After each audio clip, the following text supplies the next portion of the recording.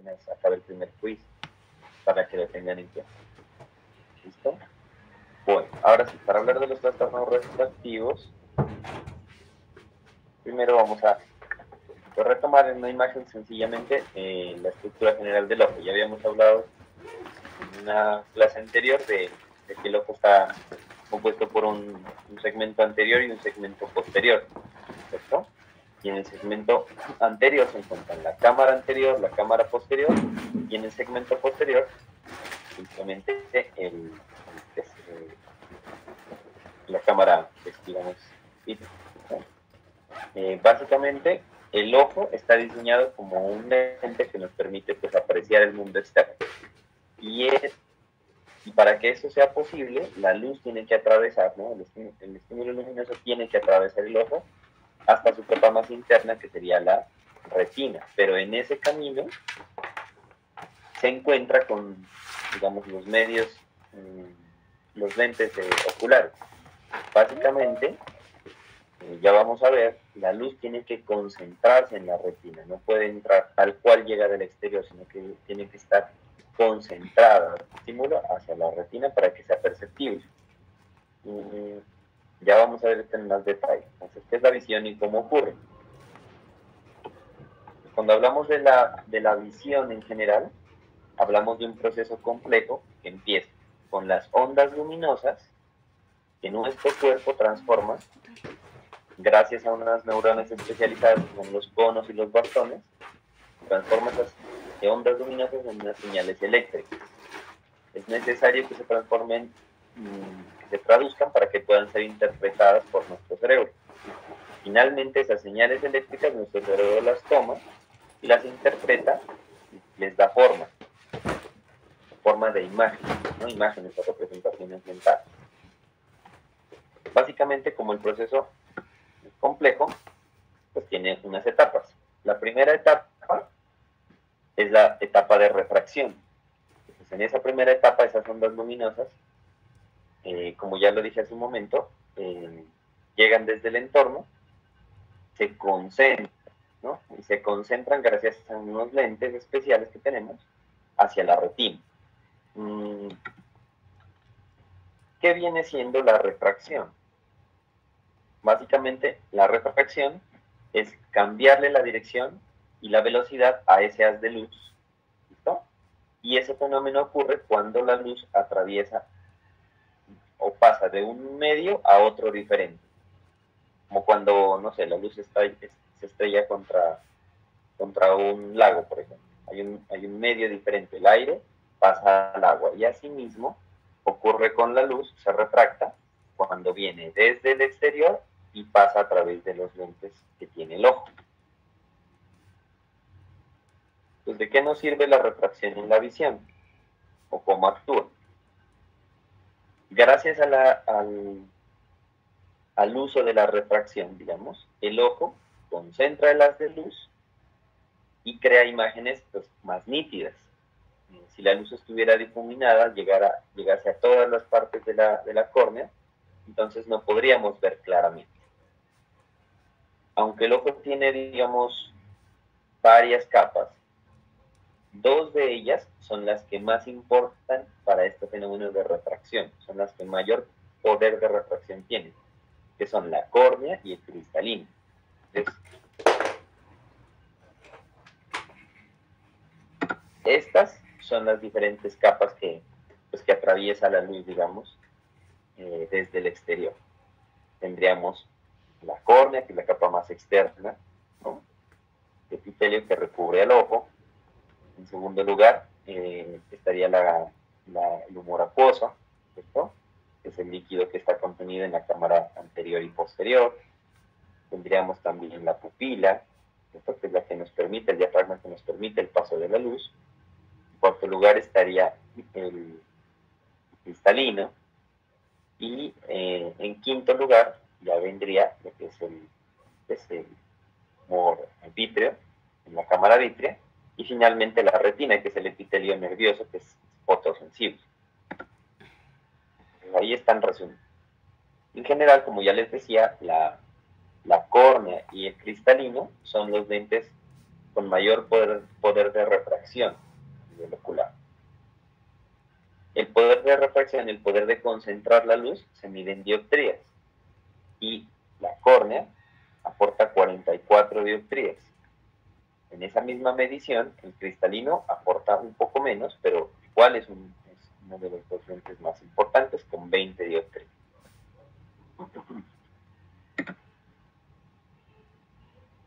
Entonces, ¿cómo es que se proyectan los estímulos luminosos en la retina? Pues básicamente un objeto externo, obviamente refleja la luz, y la luz ingresa a través de esos lentes y se proyecta hacia adentro en la retina.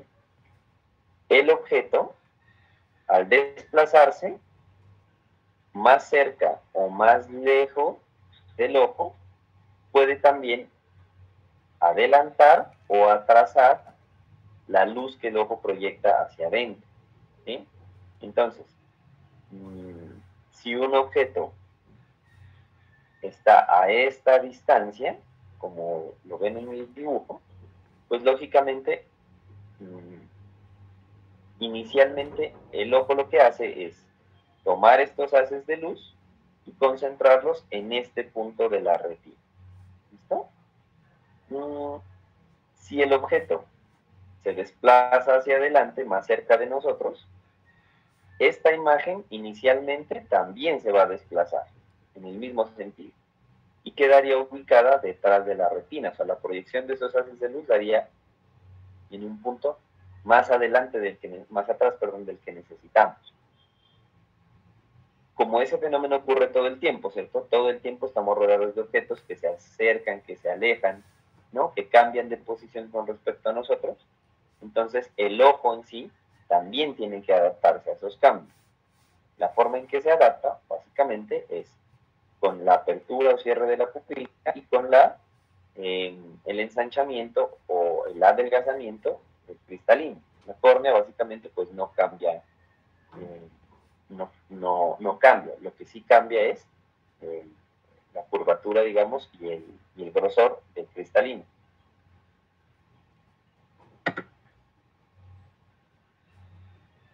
Una vez que el estímulo luminoso ya se ha concentrado aquí hacia la retina, entonces lo que sucede es un segundo paso en la visión, que es la fotorrecepción. Hasta ahí solo hemos canalizado las ondas luminosas. En este segundo punto, esas ondas luminosas llegan a la retina y básicamente, pues digamos que tenemos estos dos tipos de células. Los conos, ¿no? Tomamos un nombre por la forma, digamos, ¿no? Que tienen, y los bastones. Los bastones son células que están disponibles en mayor cantidad. Se habla de que hay alrededor de unos 120 millones de bastones, ¿no?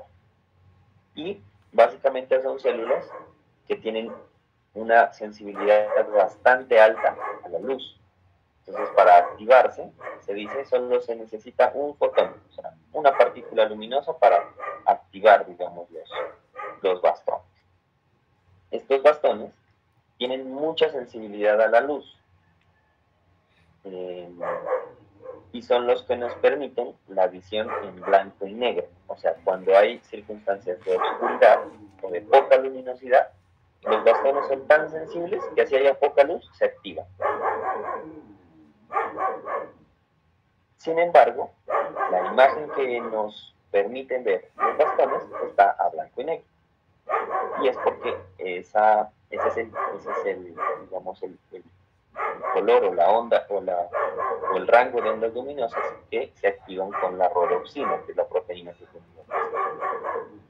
Por otro lado están los conos, que tienen menos sensibilidad a la luz, por lo tanto necesitan mejores condiciones de luminosidad, pero cuando se activan nos permiten ver a colores.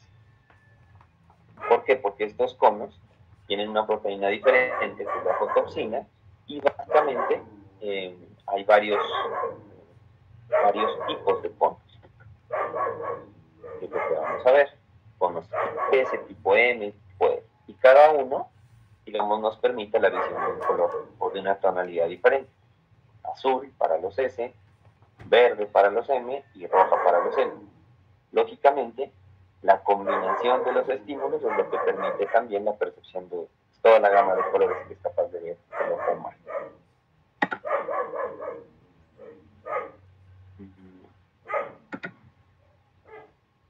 Y vendría el último paso. Ahí hemos visto la refracción, que simplemente conduce el haz luminoso hacia la retina. Hemos visto la fotorrecepción, que es transformar esos estímulos luminosos en señales eléctricas. Y por último, la percepción, que ya se da es cuando ese estímulo eléctrico viaja por el nervio óptico y llega hasta el cerebro, para que el cerebro lo interprete y le dé una asignación, digamos, de imagen. ¿Cómo ocurre eso? Pues básicamente aquí tenemos representado el campo visual. Normalmente cada ojo pues tiene su campo visual, pero como tenemos dos globos oculares que trabajan en conjunto, llegamos a tener una visión bilocular, que básicamente es como la unión de los dos campos oculares, ¿no? Entonces aquí está solamente pues para que lo recuerden, ¿no? Hay en el campo visual hay un extremo temporal y un extremo nasal, ¿cierto? Y así, de la misma manera, a nivel del globo ocular también hay un extremo temporal y hay un extremo nasal, y vienen cruzados, o sea, lo que está hacia adentro se va a reflejar, ¿no? O en el extremo nasal se va a reflejar en el campo visual, perdón, el campo visual nasal se va a reflejar en el segmento temporal del globo ocular. Y lo que está en el campo visual temporal o lateral se va a reflejar en la parte interna o nasal del globo ocular. Y básicamente, a partir de la percepción de estos estímulos, se va a dar un fenómeno que es la decusación o la formación del quiasma óptico. ¿Qué es lo que sucede? Que todo lo que se percibe en estos campos temporales o laterales, ¿no?, de ambos globos oculares va a pasar sin decusarse, directamente, ¿listo?, por el nervio óptico. Mientras que en el caso de los estímulos que lleguen a la región nasal de ambos globos oculares, esa sí se va a decusar y va a cambiar de lado en el quiasma óptico.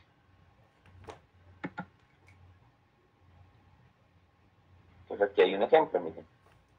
Esta es la parte izquierda del campo visual.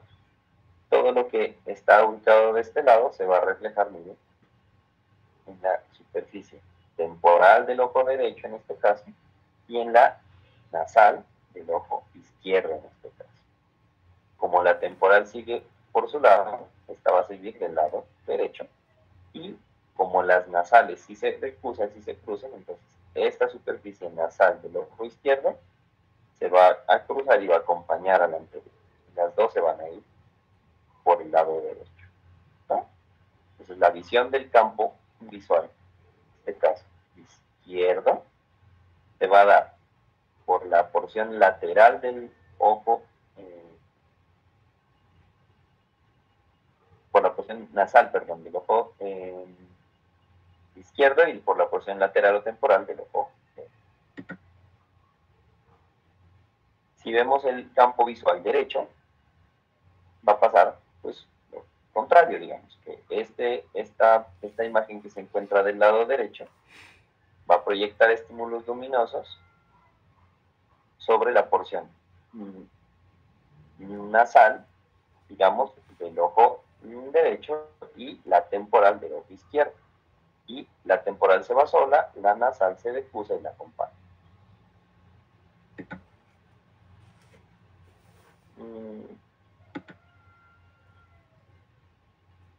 Una vez que ha dado la decusación en el quiasma óptico, entonces todos esos estímulos luminosos, todas esas señales eléctricas, perdón, se van a ir hacia el núcleo geniculado lateral. En el núcleo geniculado lateral, esencialmente lo que sucede es que se van a empezar a procesar esas señales eléctricas. Se van a procesar en la medida en que se organizan, y desde ahí se van ya a la corteza visual, que está ubicada en el lóbulo occipital. En el lóbulo occipital, básicamente ya se enriquecen, porque ya el cerebro le da tonalidad en cuanto a establece la forma definitiva, ¿no?, de la percepción, el color y el movimiento, y la reconoce como una imagen.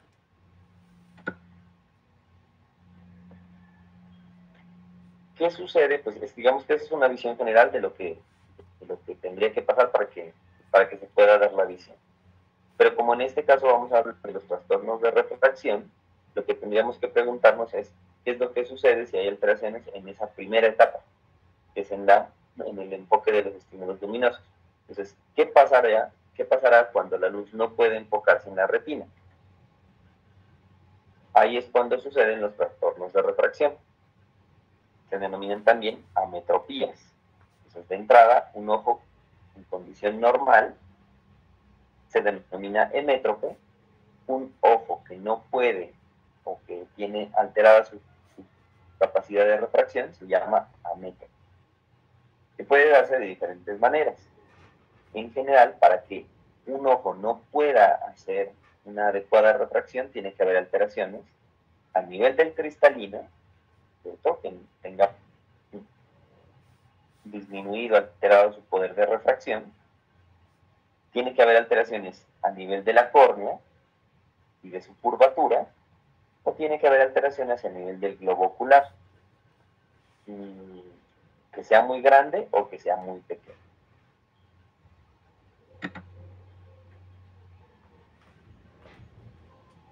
Entonces hablamos de que no hay un solo trastorno de refracción, sino un grupo de trastornos de refracción.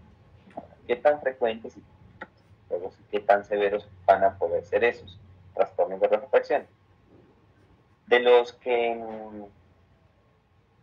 Entre los trastornos de refracción se estudian básicamente tres en principio, que son la miopía, la hipermetropía y el astigmatismo.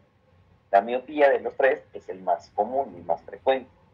Se dice que alrededor de 1/3 de la población de más de 40 años padece miopía, y que en general a nivel mundial 1/4 de la población tiene este tipo de trastorno. Los trastornos de la refracción. ¿Será que puede repetir? Es que se cortó el llamado.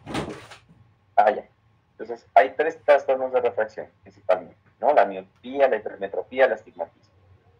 De ellos, el más frecuente es la miopía. Afecta el 25% de la población mundial. O sea, 1 de cada 4 personas en el mundo tiene miopía. Y en la población de más de 40 años asciende al 1/3 de la población, ¿no? En esencia, un trastorno de la refracción no es una enfermedad, digamos, grave o mortal, pero sí implica disminución de la calidad de vida.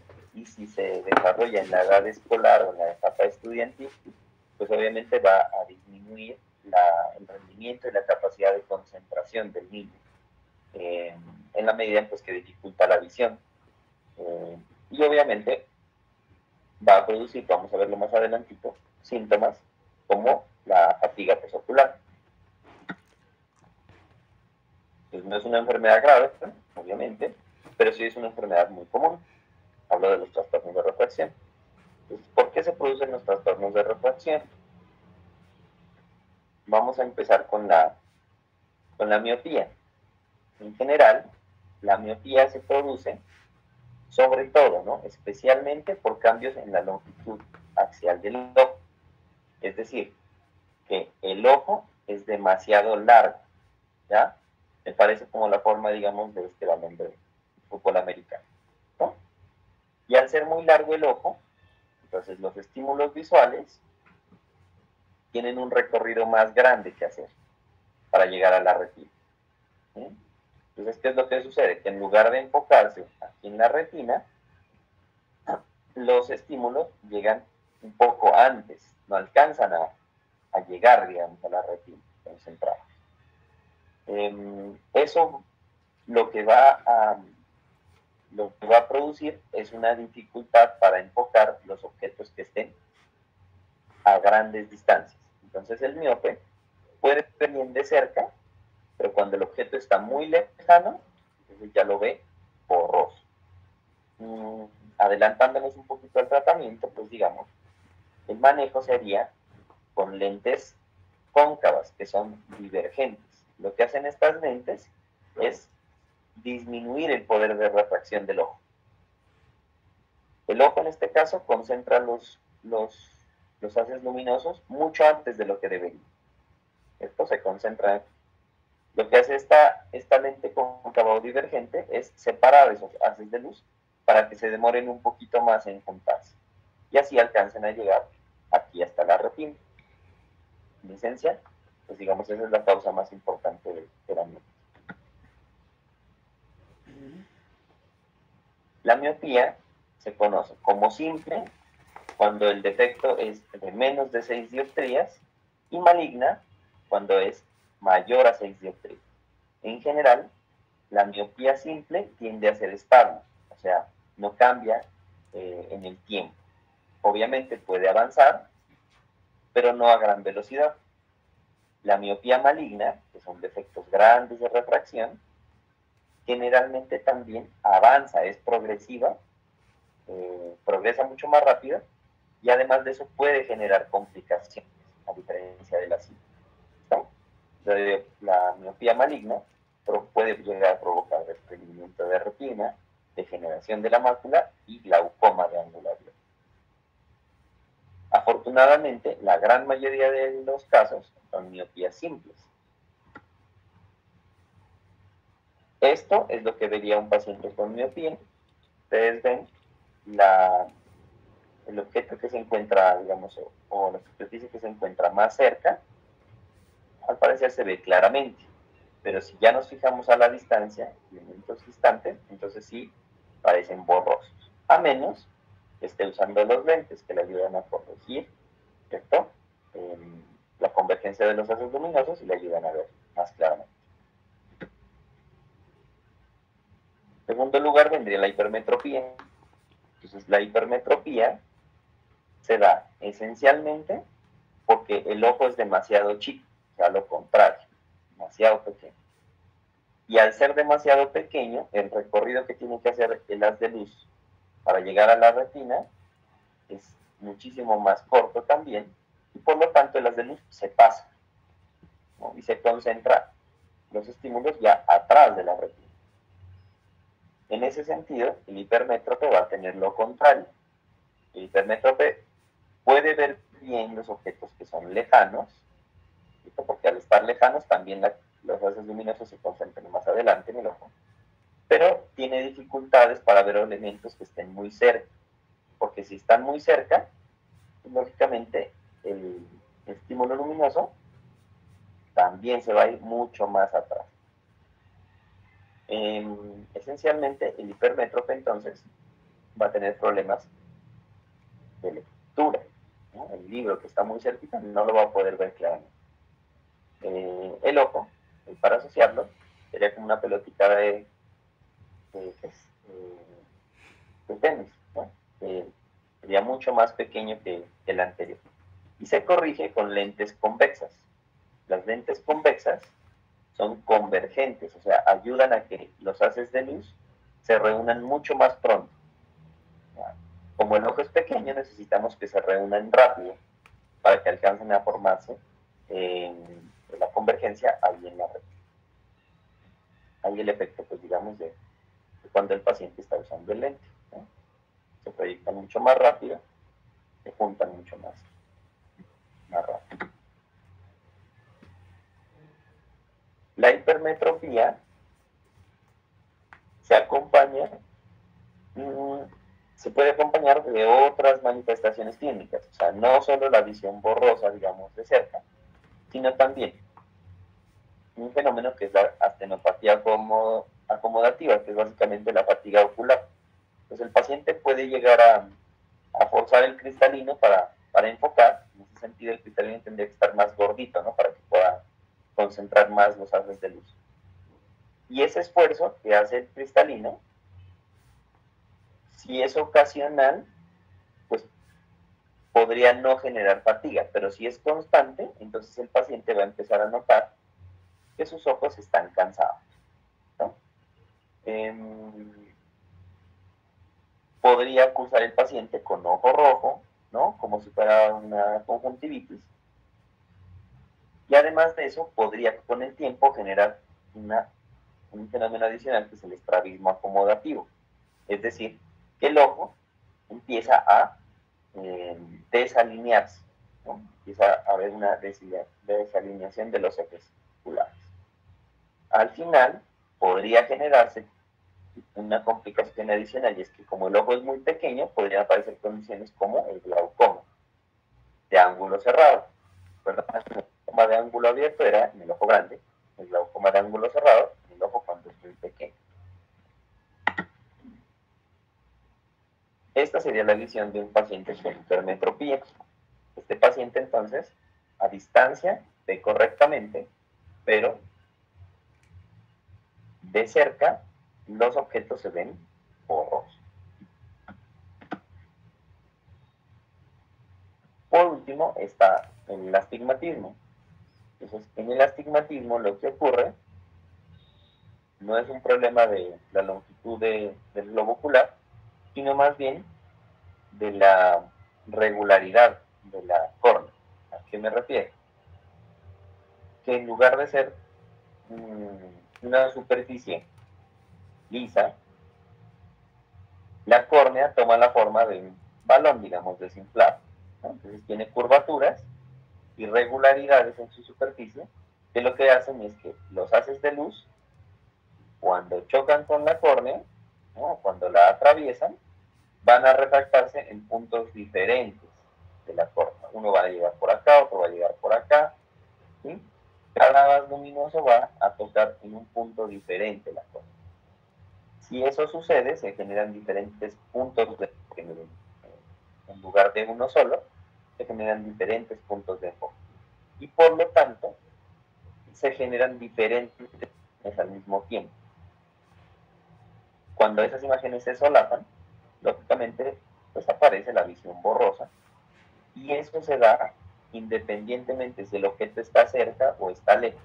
Porque lo que está mal es la curvatura, ¿no? De la córnea. En ese sentido, pues el paciente va a tener dificultad para ver, tanto de cerca como de lejos. Este sería como decir un resumen, digamos, ¿no? de las trastornos de refracción, ¿no? Dónde se genera el punto focal, cuáles son las causas y cuál es el resultado.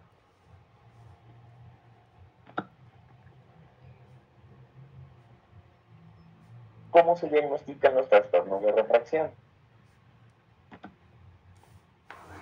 En esencia, se han utilizado tradicionalmente tablas oftalmológicas. Pueden ser utilizadas por el optómetra o por el oftalmólogo para identificar la agudeza visual. Es decir, que tan claramente ve el paciente a determinada distancia. Como ustedes lo saben, pues, digamos, la agudeza visual se puede estimar tanto en niños como en adultos, pero las tablas pues van a cambiar para facilitar pues la identificación de los símbolos. Pues en los adultos lo más común, la tabla de Snellen, el consultorio se fija a una distancia determinada de unos 6 metros, ¿no? Entre la tabla y el paciente, y se van evaluando cada uno de los ojos, ocluyendo el contrario.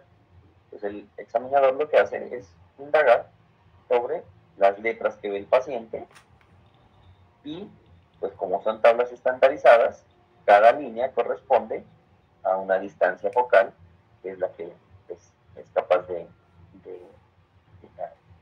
acceder o de lograr el paciente. Para los niños, esencialmente, se usan tablas diferentes, con símbolos más fáciles de identificar o con imágenes o dibujos, como serían las tablas LEA, o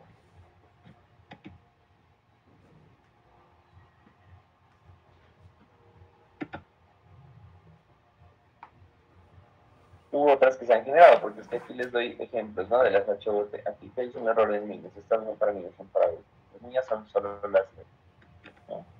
Pero hay diferentes tablas estandarizadas. Para adultos también la SLOAN, la HOTB. Básicamente depende de los caracteres que se hayan incluido, ¿no? En esencia, esas tablas se utilizan para ver la agudeza visual y para valorar que también está enfocando el ojo. ¿Cuándo se debe realizar el tamizaje para identificar esos trastornos de refracción? En esencia, pues se recomienda que en el caso de los niños se haga un examen visual desde el momento pues, del nacimiento. En ese examen inicial, lógicamente no vamos a poder ver la agudeza visual, pero el pediatra sí debe evaluar si hay un adecuado reflejo corneal, una función pupilar y una movilidad ocular adecuada. La agudeza visual se mide alrededor de los 3 a 4 años y estos son los criterios de remisión al especialista. Es decir, dependiendo si tiene 3 o 4 años, la visión es peor que 20/50 o 20/40, se debe referir al especialista. Y posteriormente a eso, en los niños de 5 años o más, se recomienda hacer un testeo cada 1 a 2 años para la identificación temprana y la remisión en caso de que la visión sea peor a 20/30. Normalmente los chequeos los puede hacer el optómetra y la valoración de los casos patológicos pues ya los hace directamente el oftalmólogo, ¿no?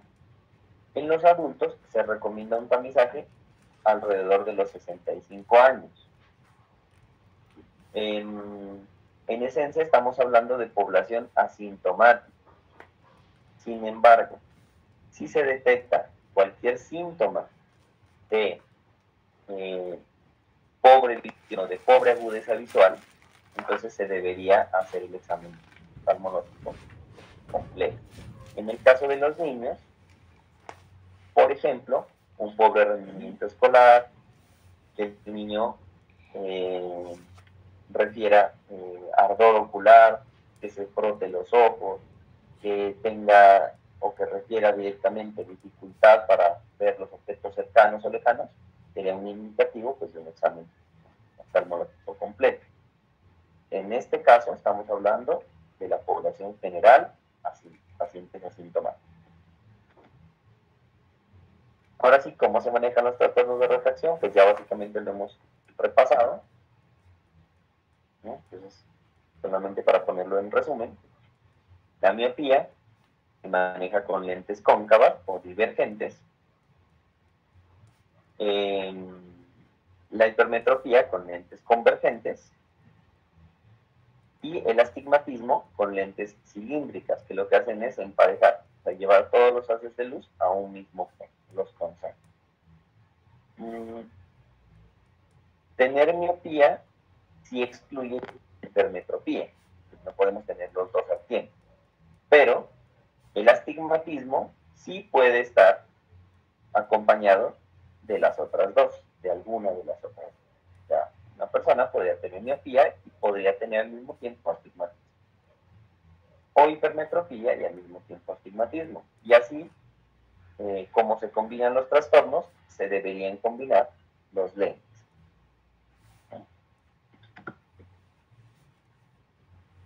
¿Cómo se formulan los lentes correctivos? Entonces, en esencia, lo que tiene el ojo es una alteración de las dioptrías, o sea, de la capacidad de refracción.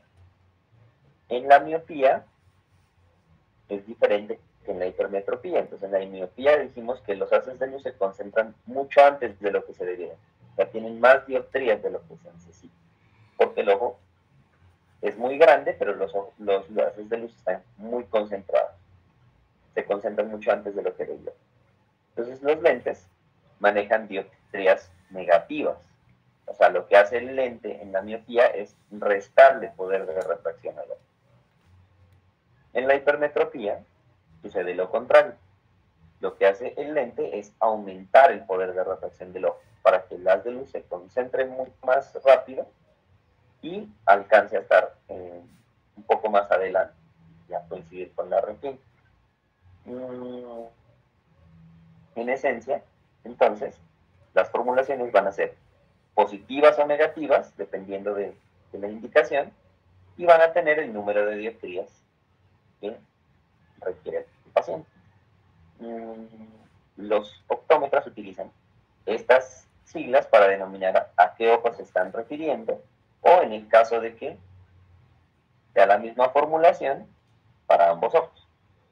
En el astigmatismo se denomina diferente, básicamente se hace mención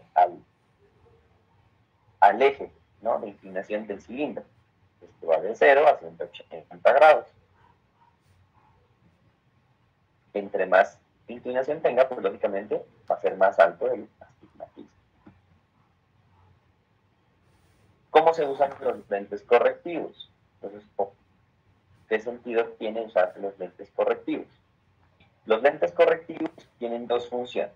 La primera función que tienen es compensar el poder refractivo del ojo, o sea, disminuir o aumentar el poder de refracción del ojo. Y en ese sentido se corrige la imagen que percibe el paciente. Pero la segunda función que tienen es corregir también la longitud del globo ocular. ¿A qué se refiere ese punto? Que cuando el ojo todavía no ha madurado y se ha identificado un trastorno de refracción, el lente contribuye a que el ojo o se ensanche o se contraiga, de manera que el lente puede llegar a resolver el problema de refracción. Repito, si se utiliza en etapas tempranas. El ojo madura alrededor de los 18 años, entonces a partir de ese momento ya el lente nos va a servir únicamente para corregir o compensar la refracción, más no para, pues, digamos, como curar el problema de refracción, ¿no? Los lentes son solo una o la primera, digamos, línea de tratamiento de los trastornos de refracción, y en ese sentido pueden usarse gafas o pueden usarse lentes de contacto. Esencialmente, la ventaja que tienen las gafas es que en su uso son mucho más prácticas. Esencialmente, las gafas se pueden quitar y se pueden poner de manera sencilla. Brindan protección también física, ¿no?, al globo ocular, pero, digamos, limitan algunas actividades. Al usar gafas, el paciente pues, no puede realizar con tranquilidad actividades deportivas, por ejemplo, ¿cierto? Y generan cierto, o generaban, digamos, actualmente tal vez ya no tanto, cierto sesgo pues social, ¿no? Las personas con gafas, pues, digamos, en un contexto social se ven como, tal vez, se ven, digamos, de manera diferente, asumen de manera diferente, porque en el pasado se daba esto con más facilidad, porque en el pasado pues todavía no se le prestaba mucha atención al diseño de los marcos. Actualmente pues eso ya ha cambiado bastante, y hoy en día incluso las gafas vienen a ser un artículo incluso pues de moda, ¿no? Se pueden utilizar marcos que ya no representan ese sesgo y que han facilitado la adherencia al tratamiento. Los lentes de contacto, antes considerados como la única opción de verse bien a pesar de necesitar lentes, tienen la ventaja de ser pues, prácticamente pues, invisibles, ¿no? No se van a notar, y por lo tanto pues el paciente tiene, digamos, posiblemente esa ventaja a la hora de utilizarlos. Sí tienen muchos inconvenientes en cuanto al uso. Los lentes de contacto requieren limpiezas especiales, hay que retirarlos durante la noche, porque dejarlos durante mucho tiempo en contacto con el globo ocular puede aumentar el riesgo de infecciones, de úlceras corneales. Esencialmente, digamos, hay algunas formulaciones que resisten un uso más prolongado. Ese es el problema más grande con los lentes de contacto, que suponen un riesgo más grande de lesiones corneales, de infecciones, y que hay que estarlos limpiando constantemente. Por último, estaría la cirugía refractiva. Esencialmente, hoy en día es tal vez una tendencia, ¿no? Optar por esa opción para no depender del uso de lentes. Es un tratamiento, digamos que permanente, con fines pues ya terapéuticos, resolver el problema de refracción, pero lógicamente tiene ciertos inconvenientes y es que no es aplicable a todos los casos y podría necesitarse más de un procedimiento o concurrir con algunas pequeñas pues, complicaciones. ¿Cuáles son las alternativas de manejo quirúrgico? Está el LASIK, que es la alternativa como más generalizada, la más común, la que más se usa. En esencia, las tres que vamos a hablar utilizan, ¿no? Láser. ¿Para qué? Para modelar la córnea y así modificar el poder de refracción de la misma. Entonces, por ejemplo, aplicable igual a la miopía como la hipermetropía o el astigmatismo, lo que hace el láser es o aplanarla en el caso de la córnea o, digamos que, empinar la córnea central, más bien lo contrario, o hacer una mezcla de los mismos para regularizar la córnea, en el caso del astigmatismo. Esta técnica LASIK es la que menos dolor, menos incomodidad genera en el postoperatorio. Y pues aquí ven una representación. Lo que se hace es cortar, digamos, un colgajo de la córnea, luego aplicar el láser por los planos más profundos y nuevamente rotar el colgajo para unir.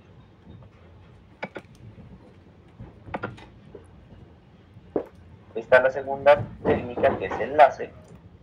Básicamente, la diferencia en los pasos quirúrgicos está en que no se pliega ningún colgajo, sino que se aplica alcohol y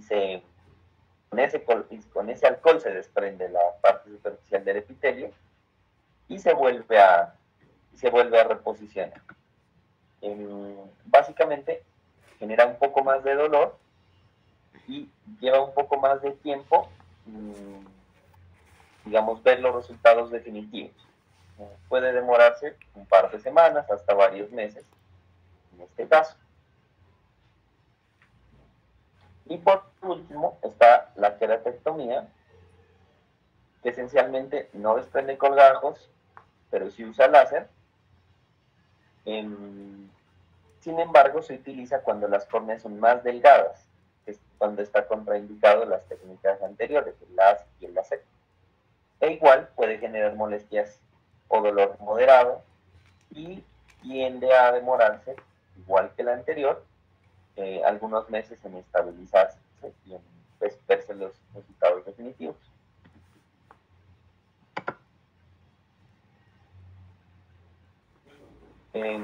Lastimosamente no todos los trastornos de refracción son operables, pero sí la gran mayoría.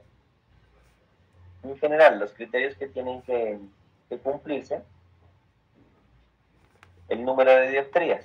Entonces, en la miopía se dice que el límite de pacientes operables serían entre 10 y 12 dioptrías. Por eso hablábamos de la miopía simple, que es la que tiene un mejor pronóstico, la que es más estable en el tiempo, serían los pacientes, digamos, candidatos a ese tipo de intervención. En la hipermetropía, hasta 5 dioptrías, y en el astigmatismo no hay límite, ¿no? No hay límite en ese sentido. Se dice que la indicación de cirugía para trastornos de refracción va por edad alrededor de los 18 años, porque en ese momento es cuando ya termina de madurar el ojo y de estabilizarse en general el trastorno de refracción. Puede empeorar, pero ya no lo hace a gran velocidad. Y aparte de que haya cumplido los 18 años, debe cumplirse en general un criterio de estabilidad. O sea, en esencia, el paciente que tiene un trastorno de refracción debe ir al menos anualmente a su visita oftalmológica, verificar cuántas dioptrías tiene en defecto, si sigue igual, si ha aumentado, para reformular los lentes. En este caso, el paciente debe haber pasado por lo menos un año de evaluación sin cambios importantes en la formulación. Entonces, esos pacientes mayores de 18 años y con fórmulas estables durante al menos un año son los candidatos a cirugía, no me equivoco. Y eso sería todo. Entonces,